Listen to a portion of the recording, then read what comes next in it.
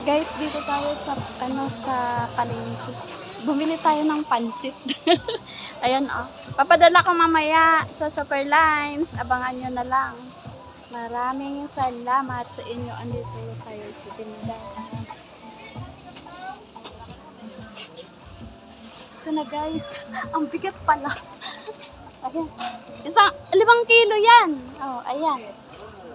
5 kilos pansit. Ha?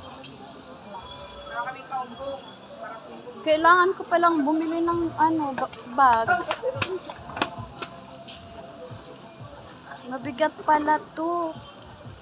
Magkano kayang bayad sa Superlines?